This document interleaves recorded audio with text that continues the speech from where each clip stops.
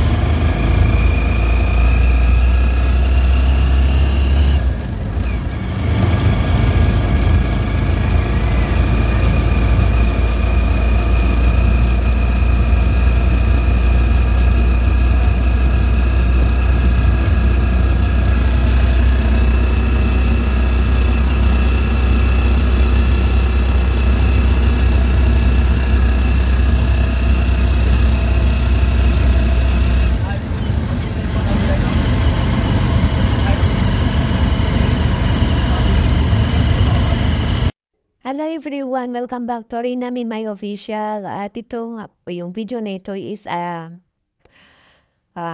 ito po yung pang-araw-araw na ginagawa ni Rina pag may pasok sa school.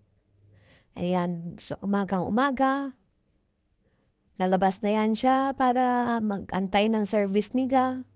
Tapos, pupunta ng school. After ng school tutor, yun lang po guys. At yung mga nasasabi na walang yun ang ginagawa ni Rina, school, bahay, ganun.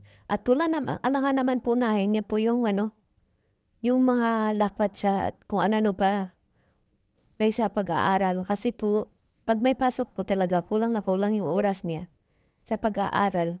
Kasi after school po, may home study po siya na at least 3 oras. So yung the rest ng oras niya is para na rin sa sarili niya, para alagaan sarili niya, maligo, kain, pahinga.